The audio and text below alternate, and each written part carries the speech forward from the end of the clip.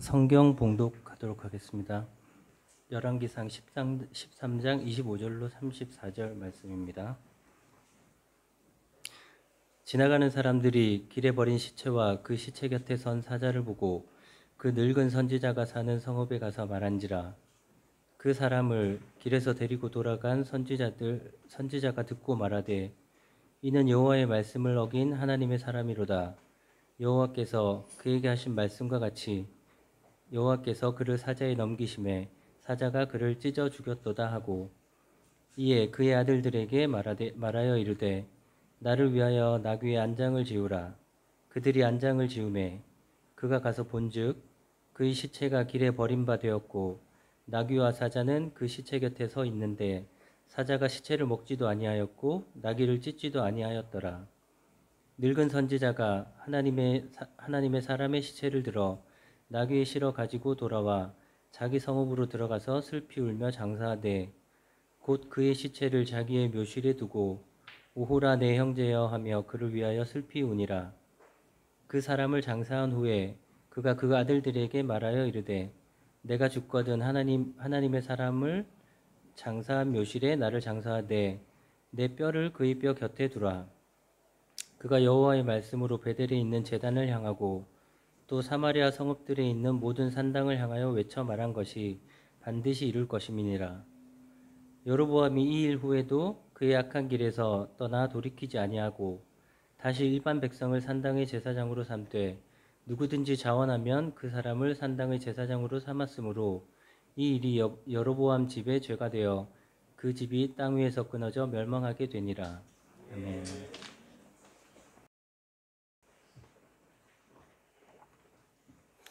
지금 저희들은 계속해서 열왕기상 말씀을 묵상하고 있습니다. 지금은 열왕기상 13장을 저희들이 함께 묵상하고 있습니다. 지금 말씀 묵상을 하기 전 아니면 그 이후라도 만약에 열왕기상 본문을 한 번이라도 천천히 정독을 하신 분이 많이 있겠죠. 정독을 하신 분이라면 공통적으로 드러나는 현상이 하나가 있습니다. 그 현상은 뭐냐 하면 열왕기상 13장을 읽으면서 고개를 갸우뚱거리는 현상입니다. 이런 현상이 발생하는 이유는 열왕기상 13장에는 오늘은 일부 조금 읽었지만 전체를 읽어보면 일반 상식으로는 이해가 되지 않는 이런 글씨가 왜 성경에 기록되어 있지라는 그런 내용이 이 열왕기상 13장에 많이 기록되어 있습니다. 이것은 뭐 다른 사람을 통해서 들은 것이 아니라 제가 실제로 제 경험을 통해서 느낀 겁니다. 열왕기상을 읽을 때마다, 특별히 13장을 읽을 때마다 제 머릿속에는 풀리지 않는 몇 가지 의문점들이 있었습니다. 그런데 매일 성경 말씀으로 설교를 준비하다 보니까 제가 이해가 되지 않는 열왕기상 13장이 오늘 본문에 딱 해당이 된 겁니다. 그러면 어떡합니까? 이 문제를 제가 해결해야 하지 않습니까? 그래서 여러 가지 주석도 읽어보고 여러 가지 다른 사람은 어떻게 설교를 했는가 설교를 들어보았습니다. 근데 주석서를 읽어보고 그런 설교를 들어보아도 제가 궁금하게 생각했던 그 의문점에 대해서 그것은 이거야 라고 확실하게 대답해주는 책을 발견하지 못했습니다. 그래서 순간적으로 제 마음에 드는 생각이 은근슬쩍 이번에는 설교 본문을 좀 옮기자.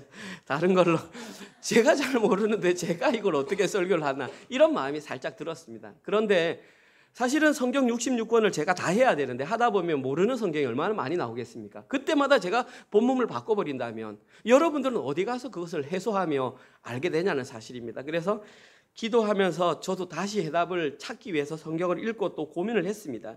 그리고 이제 정답인지는 저도 모릅니다. 그러나 제가 해결한 그 의문점에 대한 해답을 여러분과 좀 나누면서 오늘 설교를 하려고 합니다. 그래서 오늘 설교는 오늘 본문에 해당되는 내용도 나중에 할 거지만 열왕기상 13장에 기록된 의문점에 대해서 한번 먼저 설명을 드리고 오늘 본문을 한번 나눠보겠습니다.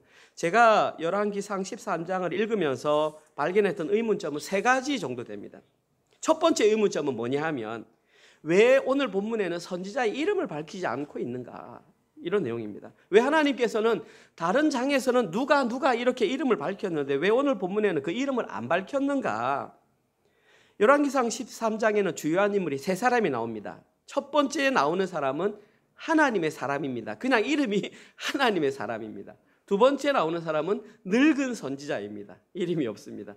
세 번째 나오는 사람은 여로보암입니다. 여로보암은 북이스라엘의 초대 왕이라는 것을 우리는 너무나 잘 알고 있습니다. 그러니까 여로보암만 나오고 두 명의 이름은 안 나온다는 것이죠. 그럼 저희들이 이렇게 생각하죠. 하나님께서 이름을 밝히지 않았으면 그 사람은 중요하지 않은 사람이겠지. 그런데 제가 지난주에도 말씀드렸지만 성경에서 중요도는 무엇으로 판단한다고 그랬습니까? 성경의 분량으로 판단한다고 그랬지 않습니까? 열왕기상 13장은 1절부터 34절까지 기록되어 있고요.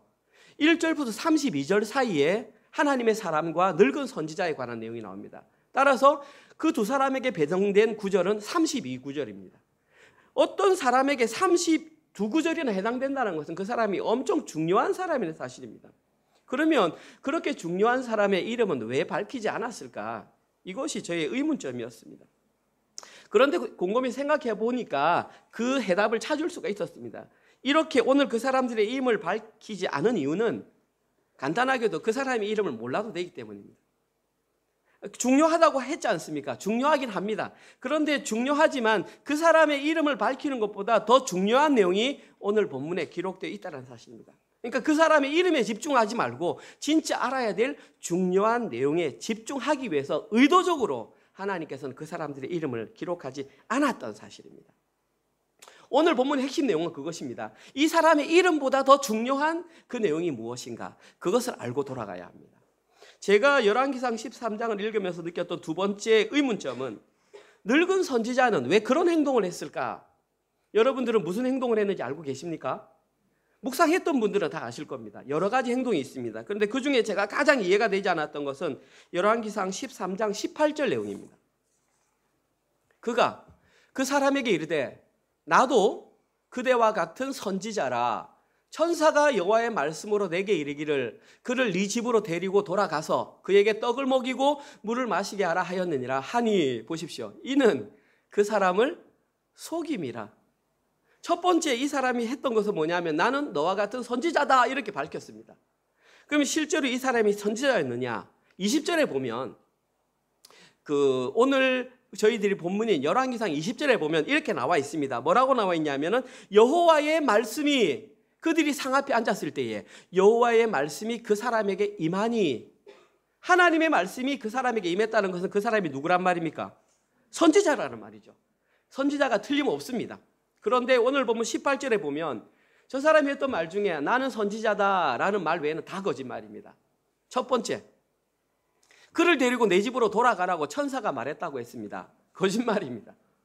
천사가 나타나지도 않았고 그런 말을 한 적도 없습니다. 두 번째, 그에게 떡을 먹이고 물을 마시게 하라 그렇게 말했지만 아예 그렇게 한 적이 없습니다. 천사가 말한 적도 없고 집으로 데리고 돌아가라고 말한 적도 없고 그에게 떡을 먹이고 물을 마시게 말한 적이 없다는 사실입니다. 저희들은 여기에서 이 사람이 좀 전에 살펴보았듯이 진짜 선지자라는 것에 주목을 해야 합니다. 선지자는 하나님의 말씀을 받아서 하나님의 말씀을 전하는 아주 중요한 사람입니다.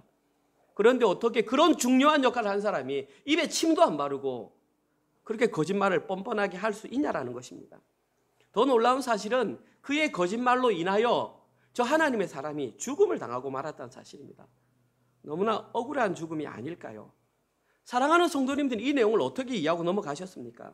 도대체 저 늙은 선지자는 무슨 마음으로 저런 거짓말을 했던 것일까요? 성경은 여기에 대해서 침묵하고 있습니다. 따라서 저희들은 왜 그랬는지 아무도 알지 못합니다. 하나님만 아십니다. 그래서 여기에 대한 해석을 자제하는 것이 원칙이지만 기도하고 고민해 보았습니다. 왜 그랬을까? 그리고 제가 내린 결론은 누군가 저에게 개인적으로 물어본다면, 공적인 설교가 아니라 개인적으로 물어본다면 저는 이렇게 대답하고 싶습니다.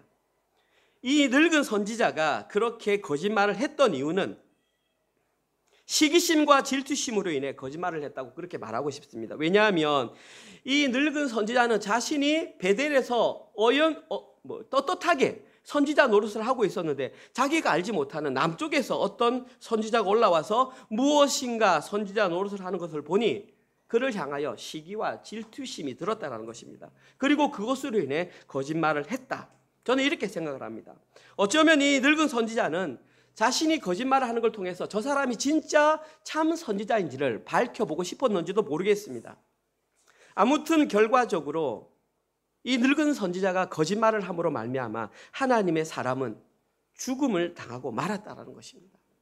제가 느꼈던 세 번째 의문점은 이것입니다. 그러면 하나님의 사람은 왜 마지막까지 말씀에 순종하지 못했는가? 이 의문점입니다. 이름 자체가 하나님의 사람입니다. 하나님의 사람 같으면 정말 엄청난 사람 아닙니까? 그렇죠? 오늘 본문에는 열왕기상 13장 1절과 2절에는 그 사람에게 주어진 특별한 사명을 이렇게 밝히고 있습니다. 보라, 그때에 하나님의 사람이 여호와의 말씀으로 말미암아 유다에서부터 베델로 이르니 마침 여로보암이 제단 곁에 서서 분향하는지라. 하나님의 사람이 제단을 향하여 여호와의 말씀으로 외쳐 이르되 제단아 제단아, 여호와께서 이와 같이 말씀하시기를 다윗의 집에 요시아라 이름하는 아들을 낳으리니 그는 내 위에 분향하는 산당 제사장들을 내 위에서 제물로 바칠 것이요 또 사람의 뼈를 내 위에서 사르리라 하셨느니라 하고, 하나님의 사람이 받은 특별한 사명은 여로보암이 만든 그 베델 제단을 향하여 지금 저주하는 것입니다. 제단아 제단아 너 무너질 것이다. 그리고 실제로 무너졌습니다. 그 재가 흩어져 버렸습니다. 그리고 여로보암이 그것을 막았을 때 그의 발이 굳어버리는 그런 현상이 발생했습니다. 그러면서 뭐라고 그러냐면 요시아라는 사람이 태어날 텐데 그 사람이 이 제단에 대해서 심판을 행할 거야, 그렇게 말했습니다. 그리고 실제로 약 300년 후에 저 요시아라는 왕이 태어났습니다. 그리고 그 산당에 있는 뼈들을 모아가지고 다 태워버렸습니다. 열왕기하 23장 16절에서 실현되었습니다.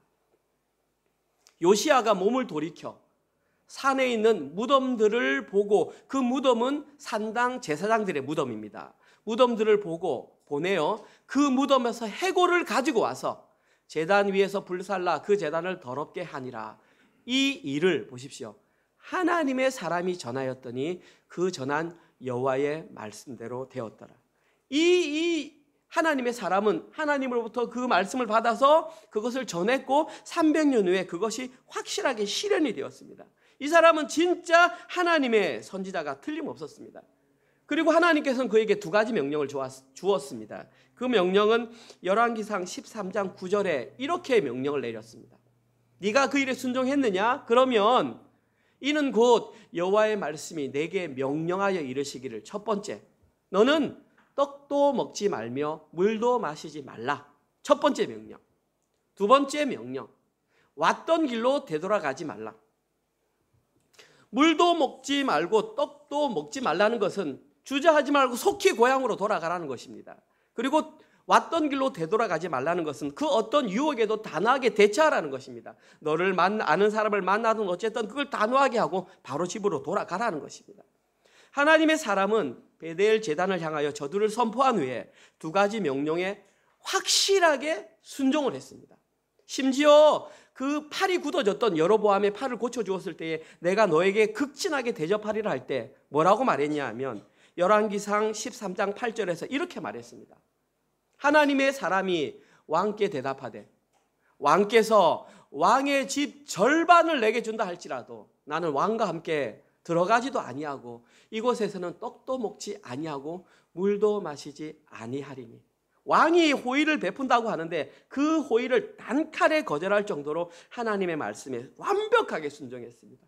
여기까지 이 하나님의 사람은 점수가 100점입니다. 완벽하게 하나님 말씀에 순종했습니다. 그런데 문제는 갑자기 늙은 선지자가 나타나서 그 하나님을 속이고 하자 이 하나님의 사람은 그 속임수에 금방 넘어가고 말았습니다. 지금까지는 완벽하게 하나님의 명령에 순종했던 하나님의 사람은 왜 거기서 무너지고 말았던 것일까요? 오늘 본문은 역시 이 질문에 대해서 침묵하고 있습니다. 그러나 여기에 대한 대답을 발견하기는 그렇게 어렵지 않았습니다. 왜냐하면 열왕기상 13장 19절에 이런 내용이 기록되어 있었기 때문입니다. 보십시오. 이에 그 사람이 그와 함께 돌아가서 그의 집에서 떡을 먹으며 물을 마시니라. 이 이에라는 말 앞에 무슨 내용이 있었다면 나는 너와 같은 선지자다, 그렇게 말했습니다. 이 사람이 선지자임을 밝히기 전에 우리 집 가서 먹자 그랬을 때 이 하나님의 사람은 단칼에 거절했습니다. 나는 못 돌아간다. 그런데 그 사람이 뭐라고 그러냐, 나도 너와 같은 선지자야 라는 말 한마디에 그 마음이 완전히 녹아버려서 그 사람을 따라 이에 가서 편안하게 그의 집에 가서 떡과 물을 마셨다라는 것입니다. 이것이 의미하는 것은 무엇이냐면 하나님의 사람도 늙은 선지자가 자기에게 거짓말했던 그 내용이 그 마음속에는 하나님의 말이기를 기대하고 원하고 있었다는 사실입니다. 두 번의 단호한 순종, 심지어 여로보암이 자기에게 베풀었던 그 호의조차도 단호하게 거절함으로 말미암아 심적으로 굉장히 많이 지쳐있는 상태에 어떤 사람이 나타나서 나도 선지자야, 하나님께서 나에게 말씀하셔서 그러니까 그 말을 하나님의 말로 듣고 싶었다라는 것입니다. 한순간 방심하여 그 긴장의 끈을 놓쳐버렸다는 사실입니다. 그러나 이때에 하나님의 사람은 그 사람의 제의를 따라갈 것이 아니라 한 번 더 하나님께 기도하고 그 내용이 진실인지를 확인해야만 했던 것입니다.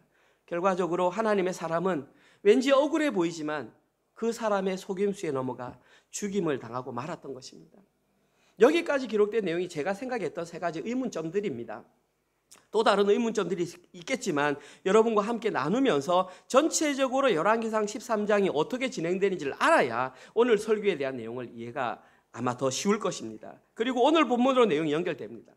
오늘 저희들이 읽었던 내용의 핵심, 겉으로 드러난 표면적인 핵심 내용은 여로보암이 행했던 악행에 대한 심판의 내용이 겉으로 드러난 표면적인 어떤 핵심 내용입니다. 여로보암은 하나님께 악행을 했고 하나님께서는 그에게 심판의 메시지를 전했다. 이것이 열왕기상 13장에 나타난 표면적인 어떤 핵심 내용입니다. 오늘 본문으로 따진다면 33절과 34절 내용이 결론입니다. 오늘 보면 33절. 여로보암이 이 일 후에도 그의 악한 길에서 떠나 돌이키지 아니하고 다시 일반 백성을 산당의 제사장으로 삼되 누구든지 자원하면 그 사람을 산당의 제사장으로 삼았으므로 이 일이 여로보암의 집에 죄가 되어 그 집이 땅 위에서 끊어져 멸망하게 되니라. 하나님께서는 지금 여로보암이 하나님께 악행을 했고 그 악행으로 인하여 끊어질 것이라고 명확하게 그 집에 심판을 선포했습니다. 그런데 오늘 본문에는 여로보암이 구체적으로 어떤 악행을 했는지는 많이 밝히고 있지 않습니다. 33절에 하나 나타나 있는데 그것은 일반 백성을 통해서 제사장으로 삼았다라는 것입니다. 그러나 실제로 여로보암이 행했던 악행은 이거보다 훨씬 많습니다. 우리는 그 말씀에 대해서 이미 한번 묵상을 했습니다. 열왕기상 12장 25절에서 32절에 정확하게 나와 있습니다. 한번 보실까요? 여로보암이 북이스라엘의 왕이 되어서 처음 한 일은 에브라임 산지에 세겜성을 건축하고 거기에 살았습니다. 또 거기서 나가서 브누엘, 요단 동편에 있는 곳에 건축을 했습니다. 그의 마음에 이르기를, 그렇게 하고 나니까 여로보암의 마음에 드는 생각이 이 나라가 이제 다윗의 집으로 돌아갈 것 같다. 왜? 27절에 보니까 만일 이 백성이 예루살렘에 있는 여호와의 성전에 제사를 드리러 간다면 이 백성의 마음이 유다 왕된 그들의 주인 르호보암에게로 돌아가서 그들이 나를 죽이고 유다 왕에게 이 나라를 바칠 것이라고 혼자 생각했던 것입니다. 그래서 28절에 어떤 조치를 내리냐면 이에 계획하고, 이 계획하고는 상의하고 이 말입니다. 누군가의 조언을 들었다라는 원어입니다. 누군가와 상의해서 조언을 얻어서 두 금송아지를 만들고 무리에게 말하기를 너희가 다시는 예루살렘에 올라갈 것이 없도다. 이스라엘아, 이는 너희를 애굽 땅에서 인도하여 올린 너희의 신들이라 하고, 하나는 금송아지를 베델에 두고 가장 남쪽입니다. 하나는 단에 주고 가장 북쪽입니다. 이 일이 오늘 본문에 나와 있는 것처럼 죄가 되었으니 이는 백성들이 단까지 가서 그 하나에게 경배함이더라. 그가 또 산당들을 짓고 레위 자손 아닌 보통 백성으로 제사장을 삼고 8째 달, 곧 그 달 15째 날로 절기를 정하여 유다의 절기와 비슷하게 하고 제단에 올라가되 베델에서 그와 같이 행하여 그가 만든 송아지에게 제사를 드렸으며 그가 지은 산당의 제사장을 베델에서 세웠더라. 여기까지가 오늘 본문 내용입니다. 여러분들은 몇 가지로 발견하셨는지 모르겠지만 저는 여기에 대해서 세 가지 했던 여로보암이 행했던 죄악들을 한번 살펴보았습니다. 여로보암이 행했던 첫 번째 죄악은 뭐냐 하면 금송아지를 만들어서 단과 베델에 세웠다라는 것입니다. 여로보암이 단과 베델의 금송아지를 세운 것은 참으로 하나님의 뜻과는 완전히 반대가 되는, 정말 하나님의 뜻을 파악하지 못한 행위였습니다. 왜 그러면 이 여로보암은 금송아지를 베델과 단에 두었을까요? 그 내용은 오늘 보면 26절과 27절 정확하게 나와 있습니다. 만약에 그들이 예루살렘의 하나님의 성전에 제사 드리려면 자기들 배반해서 나라를 넘길 것인가 두려웠기 때문입니다. 여기서 중요한 내용은 왜 금송아지를 만들었느냐, 이것이 지금 중요한 것입니다. 왜 하필 금송아지를 그곳에 만들어 두었던 것일까요? 그 이유는 여로보암을 포함하여 그 당시 그가 상의했던 사람들의 머릿속에는 여전히 출애굽 당시에 그들이 조상들이 만들었던 금송아지가 머릿속에 남아 있었기 때문입니다. 이것이 의미하는 것은 하나님의 언약을 잃어버린 사람들의 생각에는 반드시 인본주의로 돌아가게 돼 있다는 사실입니다. 출애굽기 32장 4절입니다. 아론이 그들의 손에서 금고리를 받아 부어서 조각칼로 새겨 송아지 형상을 만드니 그들이 말하되 이스라엘아, 이는 너희를 애굽 땅에서 인도해낸 너희의 송아지가 아니라 너희의 신이로다 하는지라. 그러면 그들이 송아지를 만든 것은 그들은 송아지라는 우상을 만들어서 섬긴 것이 아니라 자기들이 송아지 형상으로 만들었지만 그 송아지가 뭐라고 믿었다는 것입니까? 하나님이라고 믿었다는 사실입니다. 다시 말해서 섬기는 그들은 우상 숭배한다고 생각 안 했습니다. 보이지 않는 하나님의 형상을 보이는 송아지 형상으로 만들었을 뿐이지 우리는 하나님을 제대로 섬기고 있다고 생각했던 것입니다. 마찬가지입니다. 오늘 본문에서 여로보암이 송아지를 만든 것은 그것입니다. 자기는 우상을 섬겨야지, 예를 들어서 솔로몬처럼 그모스를 섬겨야지 아니면 바알을 섬겨야지 했던 것이 아니라 하나님을 섬겨야지 하면서도 그 모양을 단지 금송아지로 만들었다는 사실입니다. 그러면 이것이 맞냐? 하나님께서는 이것이 아니라고 명확하게 얘기했습니다. 하나님께서는 모세를 통하여 그것은 우상 숭배하라고 정확하게 말씀하시면서 이렇게 말씀하셨습니다. 너희는 이 일이 하나님께 우상 숭배로 인하여 죽을 것이야. 출애굽기 32장 28절. 레위 자손이 모세의 말대로 행하매 이날에 금송아지를 만들어서 섬기던 그날에 백성 중에 3,000명 가량이 죽임을 당하니라. 그걸 우상 숭배를 함으로 말미암아 하나님께서는 그것이 아님을 인정하는 증거로 레위 사람을 통해서 이스라엘 백성 3,000명을 죽여버렸습니다.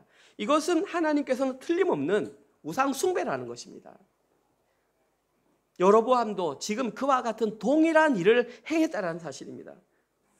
여로보암이 이렇게 행했던 이유는 하나님께서 그에게 주셨던 그 언약을 잃어버렸기 때문입니다.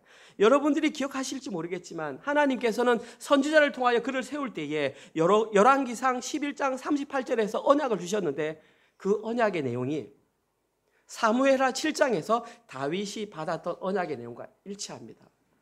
네가 내 언약대로 내 말씀에 순종하며 네 나라가 영원할 것이라고 했습니다. 만약에 여로보암이 이 언약을 진짜 자기 것으로 받아들였고 하나님의 말씀에 순종했다면 이스라엘 역사는 어떻게 될지 아무도 모릅니다. 불행인지 다행인지 여로보암은 거기에 순종하지 못함으로 하나님의 버림을 받았습니다. 그런데 진짜 재미있는 사실이 뭔지 아십니까? 여로보암이 정신이 빠져서 그렇게 했을 때 이스라엘 백성들 가운데, 특별히 북이스라엘 백성들 가운데에 정신이 똑바로 박힌 사람이 있다면 이렇게 하면 안 됩니다라고 외쳤을 텐데 북이스라엘 백성들 가운데 그 어느 누구도 그것을 반대한 사람이 없었다는 사실입니다. 남으로 가라면 남으로 가라, 북으로 가라면 북으로 가라. 그것이 믿음이 좋은 것인 줄 알고 그렇게 동참했다는 것입니다.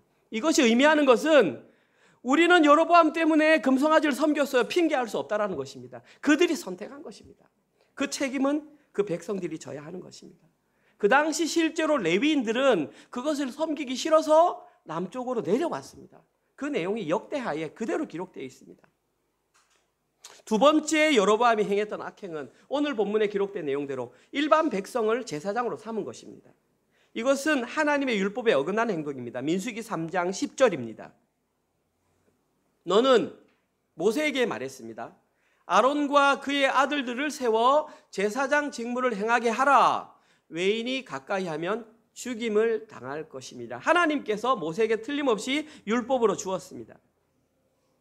그러나 여로보암은 자기의 판단에 의해서 왜? 조금 더 편리하라고 하나님의 율법을 어기고 일반 백성 중에서 자신이 원하는 사람을 뽑아서 제사장 직분을 감당하게 했던 것입니다.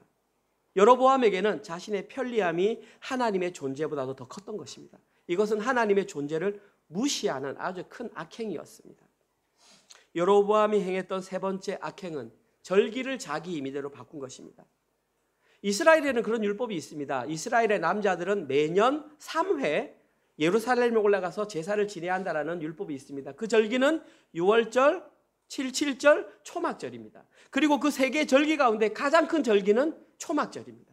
초막절은 7월 15일부터 일주일 동안 초막을 짓고 사는 것입니다. 왜냐하면 이스라엘 백성들이 어떻게 구원을 받았는지 자녀들에게 가르쳐주기 위해서 지금도 이스라엘에서는 그 초막절을 지키고 있습니다. 그런데 이 여로보암은 7월 15일 날짜를 살짝 변경시켜서 8월 15일로 변경시켰다는 사실입니다. 이것 또한 하나님의 율법을 철저하게 무시한 행위였습니다. 그것이 얼마나 큰 악행인지를 여로보암은 몰랐다라는 사실입니다. 자, 제가 방금 여로보암이 행했던 세 가지 악행을 여러분께 말씀드렸습니다.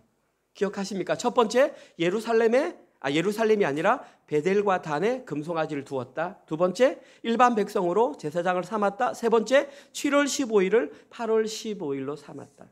이 세 가지 죄악의 공통점이 무엇인지 아시겠습니까? 이걸 발견하시면 진짜 성경을 통찰력 있게 보는 건데, 이 세 가지의 공통점이 뭐냐 하면 말씀에서 조금 벗어났다는 것입니다. 말씀을 완전히 벗어났다는 게 아닙니다. 예루살렘 대신에 베델과 단, 하나님 대신에 금송아지, 제사장 대신에 일반 백성, 7월 15일 대신에 8월 15일. 지금 여로보암은 전적으로 말씀의 근거를 두고 머물면서 자기의 임의대로 할 수 있는 범위 내에서 최선을 다했다는 것입니다. 말씀을 근거로 자신이 할 수 있는 근거대로 최선을 다했다. 잘한 일입니까? 못한 일입니까? 혹시 지금까지 이렇게 하는 것이 잘한 일이라고 배워오지 않으셨습니까? 말씀을 근거로 두고 내 상황과 판단에 따라서 조금 바꾸는 거 그게 뭔 큰 문제가 되겠어? 진짜 큰 문제가 됩니다. 왜냐하면 하나님께서는 그걸 인정하지 않기 때문입니다. 하나님께서는 원본 그대로, 말씀 그대로 무엇이라고 되어 있는지 그것만 인정하시지, 내 생각에 의해서, 편리성에 의해서, 효율성에 의해서 옮긴 그것은 인정해 주지 않는다라는 사실입니다. 오늘 보면 34절에 하나님께서 분명하게 말씀하셨습니다. 오늘 보면 34절입니다. 함께 읽어봅시다. 시작. 이 일이 여로보암 집에 죄가 되어 그 집이 땅 위에 끊어져 멸망하게 되니라. 하나님께서는 틀림없이 이 일이 여로보암의 집에 죄가 된다라고 말씀했습니다. 저는 오늘 설교를 준비하면서 머릿속에 그런 생각이 떠올랐습니다. 지금 이 시대의 교회가 어쩌면 여로보암과 같은 길을 걸어가고 있지 않나, 그런 생각을 많이 했습니다. 이 세상에 존재하는 교회 가운데에 자기 교회가 건강하지 않은 교회라고 인정하는 교회가 얼마나 되겠습니까? 어떠한 형태든 모든 사람들은 자기가 속해 있는 교회가 건강한 교회라고 생각할 것입니다. 그러나 조금만 깊이 들어가면 정말 그 교회가 건강한 교회인지 건강하지 않은 교회인지는 금방 드러나게 되어 있습니다. 하나님의 말씀을 중심으로 그대로 믿는가, 아니면 내 입맛에 맞게 조금 변경시켰는가, 딴 얘기 안 해요. 거기서 교회에서 부처에게 절하자 말 안 해요. 거기서 알라에게 섬기자 그런 말 안 해요. 말씀인데 그 말씀을 내 생각에 맞게 조금 변경시켜서 하는 그것이 기존 교회에서 많이 일어나지 않나. 이런 교회, 이런 현상이 비단 세상에 있는 교회에만 발생할까요? 당연히 저희 교회도 이런 현상이 발생할 수 있습니다. 저희 교회도 자칫 잘못하면 진짜 자기 생각에 딱 굳어버리는 순간 저희 교회도 이런 악행을 저지를 수가 있습니다. 따라서 저희들은 날마다 하나님께서 정해주신 그 기준에 벗어나지 않도록 자기의 신앙을 날마다 점검해야 됩니다. 자, 그러면 하나님께서 정해주신 그 기준이 무엇일까요? 그 기준은 바로 오늘 설교 제목처럼 여호와의 말씀입니다. 열왕기상 13장을 천천히 읽어보신 분들은 아시겠지만 열왕기상 13장에 가장 많이 나오는 단어가 뭘까요? 여호와의 말씀입니다. 한번 읽어보십시오. 오늘 본문에서 여로보암이 행했던 가장 큰 악행은 여호와의 말씀을 자기 입맛대로 변경시킨 것입니다. 그 범위는 중요하지 않습니다. 하나님께서는 하나님의 그 말씀 자체에 순종하는 것을 원하십니다. 자, 이런 측면에서 따져본다면 오늘 본문에 등장했던 그 두 명의 선지자는 어떨까요? 그들 또한 하나님의 말씀에 온전히 순종하지 못했습니다. 늙은 선지자는 시기와 질투로 인하여 거짓말을 함으로 하나님의 사람을 죽음으로 내몰았습니다. 마지막까지 최선을 다했던 하나님의 사람은 순간의 방심함으로 말미암아 선지자의 거짓말에 속아 온전한 순종에 실패하고 말았습니다. 이만큼 온전한 순종을 하는 것은 정말 힘든 일입니다. 하나님의 사람조차도 온전하게 순종하지 못하면 이 땅 가운데 하나님의 말씀은 온전하게 성취되지 못하는 것일까요? 라고 질문한다면 저는 그렇지 않다라고 대답을 할 것입니다. 여호와의 말씀은 반드시 성취됩니다. 오늘 본문에 나와 있습니다. 이것이 오늘 본문의 진짜 핵심 내용입니다. 조금 길지만 제가 한번 읽어보겠습니다. 28절에서 32절입니다. 오늘 본문 28절에서 32절. 그가 가서 본즉, 여기서 그가는 늙은 선지자입니다. 그의 시체가는 하나님의 사람의 시체가 길에 버림받았고 나귀와 사자는 그 시체 곁에 서 있는데 보십시오. 사자가 시체를 먹지도 않고 나귀를 찢지도 않았습니다. 사자가 나타났는데 나귀에 타고 있는 사람 목만 물어서 죽이고 시체도 안 먹고 나귀도 안 먹었습니다. 그 말은 사자는 뭐 하지 않았다? 배가 고프지 않았다라는 것입니다. 죽였던 목적이 따로 있다는 얘기인 것입니다. 29절. 늙은 선지자가 하나님의 사람의 시체를 들어 나귀에 실어가지고 돌아와 자기 성읍으로 들어가서 슬피 울며 장사하되 곧 그의 시체를 자기가 죽으면 자기를 두려고 했던 그 자기의 묘실에 두고 오호라 내 형제여 하며 그를 위하여 슬피 우니라. 그 사람 하나님의 사람을 장사한 후에 그가 늙은 선지자가 그 아들들에게 말하여 이르되 내가 죽거든 하나님의 사람을 장사한 묘실 거기에 나를 장사하되 내 뼈를 그의 뼈 곁에 두라. 보십시오. 그가 이런 말합니다. 여호와의 말씀으로 베델에 있는 제단을 향하고 또 사마리아 성읍에 있는 모든 산당을 향하여 외쳐 말한 것이 반드시 이룰 것임이라. 이 늙은 선지자는 자기가 알고 고백했는지 모르고 고백했는지 모르지만 그는 이렇게 고백했습니다. 여호와의 말씀으로 외쳐 말한 것은 반드시 이루어진다. 오늘 본문의 핵심 내용입니다. 여호와의 말씀으로 외쳐 말한 것은 반드시 이루어집니다. 이 고백을 하기 전에 늙은 선지자는 여기에 대한 확신이 없었습니다. 그래서 자기가 한 말만 실현되는 그것만 생각하고 있었습니다. 그래서 남유다 하나님의 사람을 시기하고 질투하고 그의 거짓말을 했습니다. 그런데 그의 기이한 죽음을 목격한 이후에야 28절에 기록된 것처럼 좀 전에 말씀드렸듯이 사자가 사람도 먹지 않고 나귀도 먹지 않은 것은 정말 기이한 죽음입니다. 그런데 이 늙은 선지자는 그 기이한 죽음을 목격한 이후에야 이것이 하나님께서 정말 실현한 말씀이구나 라는 것을 깨닫게 되었습니다. 하나님께서 하나님의 말씀으로 외친 것은 반드시 실현이 되는구나. 그리고 좀 전에 말씀드렸던 것처럼 그 하나님의 사람이 외쳤던 것은 300년 후에 요시야 왕에 의해서 정확하게 실현이 되었습니다. 실현이 되었습니다. 그럼 있습니다. 중요한 것은 우리가 기억해야 할 것은 지금 이 열왕기상을 읽고 있는 1차 독자들이 누구인가 하는 것입니다. 지금 이 열왕기상을 읽고 있는 1차 독자들은 누구입니까? 잊으셨습니까? 이들은 지금 바벨론 포로에 잡혀가 있는 남유다 백성들입니다. 이들에게는 어떤 희망의 메시지가 필요했는데 지금 300년 후에 일어난 이 사건은 그들이 이미 과거에 경험했던 조상들로부터 들었던 내용입니다. 이들에게는 오늘 본문이 미래의 내용이 아니라는 사실입니다. 따라서 이 외침이 그들에게 희망의 메시지가 되기 위해서는 미래의 이 일이 실제로 실현되어야 한다는 사실입니다. 그리고 이 외침은 그로부터 약 900년 후에 실제로 정확하게 실현이 되었습니다. 요한복음 1장 14절입니다. 말씀이 육신이 되어, 여기서 말씀은 예수님입니다. 하나님이십니다. 하나님이신 예수님이 말씀이 육신이 되어 우리 가운데 거하심에, 요한이 기록했으니까 요한이 살아있을 당시에 거하심에 우리가 그의 영광을 보니 아버지의 독생자의 영광이요 은혜와 진리가 충만하더라. 하나님이신 예수님은 스스로 말씀이 되셔서 하나님의 말씀으로 외쳐 말한 것이 반드시 이루어진다는 것을 그의 삶으로 증명해 내셨습니다.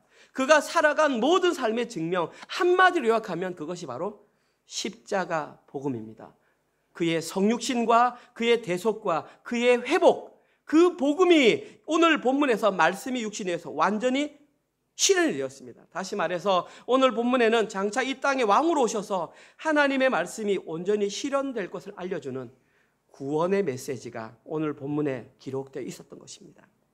이렇게 여호와의 말씀은 상황과 상관없이 1.1획의 오차도 없이 완벽하게 성취가 되었습니다. 중요한 것은 이 일을 오직 하나님 스스로 행하셨다는 사실입니다. 여기에 어떤 인간의 노력도 단 1%도 포함되지 않았다는 것입니다. 하나님께서는 스스로 그것을 완성해 내시고 자기 백성에게 100% 전가해 주셨습니다. 이것이 바로 복음입니다. 나는 아무 공로 없이 그것을 그냥 하나님의 말씀을 믿음으로 받을 수밖에 없는 은혜로 이루어진, 이렇게 은혜로 말미암아 하나님의 자녀가 된 자들에게는 이제 더 이상 죄가 더 이상 그에게 어떤 권한도 침범할 수 없다는 것입니다. 심지어 죽음도 이것을 믿는 자들에게는 그 어떤 힘도 발휘하지 못한다는 사실입니다. 이것이 바로 이 땅에 선포된 복음입니다. 이것이 이 땅에서 우리가 반드시 알아야 할 진리이며 하나님의 백성으로 누려야 할 자유와 해방인 것입니다. 오늘 본문에는 바로 그 십자가 복음을 통한 자유와 해방의 메시지가 기록되었습니다. 자, 그러면 이제 저희들은 그 자유와 해방을 누렸기 때문에 이 땅을 내 마음대로 살아가면 되는 것일까요? 저는 그렇지 않다라고 여러 번 말씀드렸습니다. 이 땅에서 하나님의 백성으로 살아가는 사람들은 이제 그 하나님의 말씀을 자신의 실제 삶에서 순종하는 모습을 드러내야 합니다. 그 순종하는 모습을 히브리서 기자는 4장 2절에서 이렇게 밝혔습니다. 그들과 같이, 이들은 하나님을 믿지 않는 자들입니다. 보십시오. 그들이 복음을 들었지만 그들과 같이 우리도 복음 전함을 받은 자들이니, 그들도 복음 전함을 받았고 우리도 복음 전함을 받았습니다. 들은 바, 그런데 그 말씀이 그들에게는 아무런 유익이 되지 못했습니다. 왜? 그들도 우리와 똑같이 강단에서 십자가 복음을 들었고 어떤 곳에서 막 말씀을 많이 들었습니다. 그런데 그 복음이 그들에게 유익이 되지 못한 것은 보십시오.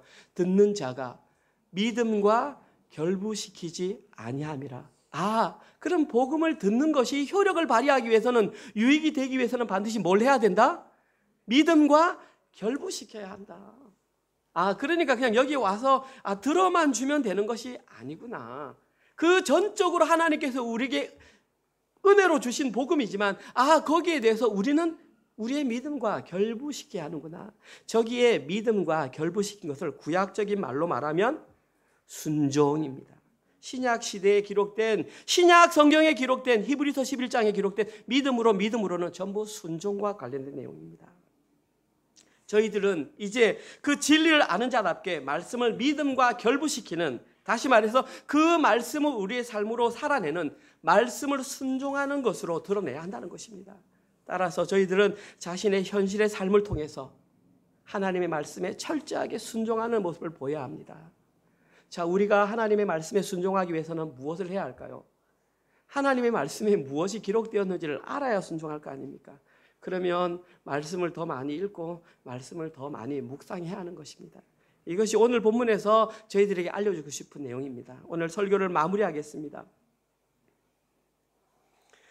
인간의 약함과 연약함에도 불구하고 하나님의 말씀은 반드시 성취가 됩니다. 왜냐하면 하나님께서 직접 말씀이 되셔서 그 말씀을 성취하시기 때문입니다.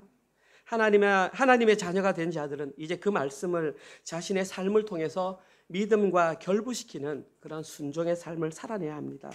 그리고 이러한 순종의 삶을 살아내기 위해서는 지금까지 우리가 살아왔던, 신앙생활을 했던 것보다 훨씬 더 큰 어려움을 마주하게 될 수도 있습니다. 그러나 저희들이 진짜 하나님 나라의 백성들이 맞다면 반드시 그 과정을 거쳐야만 합니다. 그리고 이 땅에서 말씀을 믿음과 결부시키며 살아가는 사람들이 생각보다 많지 않다는 것에 당혹할 수도 있습니다. 교회가 이렇게 많은데 그렇지 않을 수도 있습니다. 그렇다 할지라도 여기에 앉아 계신 여러분들은 끝까지 그 길을 걸어가셔야 합니다. 왜냐하면 우리의 주인 되신 예수님이 그 길을 걸어가셨기 때문입니다. 그리고 그 길을 걷다 보면 아주 우연히, 아주 가끔 그 길을 걸어가고 있는 또 다른 사람을 발견하게 될 것입니다. 그리고 틀림없이 그 사람에게는 이런 향기가 나타나는 것을 확인할 수 있습니다. 나와 같이 그 길을 걸어가는 사람에게는 이런 향기가 나타납니다. 자신과 다른 사람을 품을 수 있는 넉넉함이 그들에게 발견되는 것을 우리는 확인할 수 있습니다. 아, 저 사람도 저렇게 넉넉함을 가지고 있구나. 나도 그런 넉넉함이 있구나. 이것이 하나의 증거가 된다는 것입니다. 진짜 말씀을 알고 진리 안에서 자유를 누리는 사람은 그 마음이 좁을 수가 없습니다. 왜냐하면 그를 통하여 많은 사람들을 옳은 대로 돌아가게 해야 되는데, 그러려면 전도라는 방식이 필요한데, 전도라고 하는 것은 나와 비슷한 사람을 찾는 게임이 아니라 오히려 나와 다르지만 그 사람이 예수님을 닮는 사람으로 변화될 것을 기대하며 기다리는 게임이기 때문입니다. 그러려면 넉넉하지 않으면 할 수 없습니다. 그냥 나와 비슷한 사람 몇 명 앉혀가지고 우리가 원하는 대로 살아가는 것이 아니라, 나와 모습이 완전히 다르지만 저도 언젠가는 변할 거야, 말씀을 들으면 저의 삶도 언제나 주님께 돌아오고 순종하는 삶을 살게 될 거야라는 그런 기대감, 그런 넉넉한 마음을 가진 사람이 진짜 말씀이 반드시 실현된다는 것을 자기의 삶으로 믿고 순종하는 자리라는 것입니다. 이번 한 주간 동안도 말씀을 믿음과 결부시켜서 자신과 다른 사람을 넉넉하게 품으면서 그들이 하나님께로 돌아오기를 기대하시는 모든 분들 되시기를 주님의 이름으로 축원드립니다. 아멘. 하나님, 그렇습니다. 주님의 말씀을 듣고 또 듣지만 우리의 기억력이 좋지 못하여 자꾸 그 하나님의 말씀을 잊어버릴 때가 많이 있습니다. 하나님, 그 복음을 잊지 않도록 또 들려주시옵소서. 오직 십자가 복음만이 저희를 살려낸다는 것을 하나님 날마다 듣고 묵상하게 하여 주시옵소서. 그리하여서 이제는 그 들은 말씀을 믿음과 결부시켜서 우리의 실제의 삶을 통해서 순종하는 삶을 잘 살아내게 하여 주시옵소서. 또 그러한 것을 우리의 삶으로 증명하는 모습으로 일주일 동안 저희들이 직장과 사업체를 통하여 벌어들였던 수입을 하나님께 11조와 주정헌금과 감사헌금과 또 셀헌금과 각종 헌금으로 올려드렸습니다. 하나님, 이 모든 것이 하나님께서 우리에게 주신 것임을 인정하는 우리의 삶의 고백으로 받아주시옵소서. 그리하여서 이 헌금이 사용되는 곳곳마다 오직 하나님 나라 확장을 위해서만 사용되게 허락하여 주시옵소서. 이제는 우리 주 예수 그리스도의 은혜와 하나님의 사랑하심과 성령님의 위로 교통 감화 깨닫게 하심이 우리가 들은 말씀을 믿음으로 결부시켜 순종의 삶으로 나아가기로 결단하는 사랑하는 은혜로 가족들 머리 위에와 지금 이 시간에도 세계 곳곳에 흩어져서 주의 복음을 증거하시는 사랑하는 선교사님들과 그들의 사역과 그들의 가족과 그들의 자녀들 머리 위에 지금부터 영원토록 함께 있을지어다. 아멘.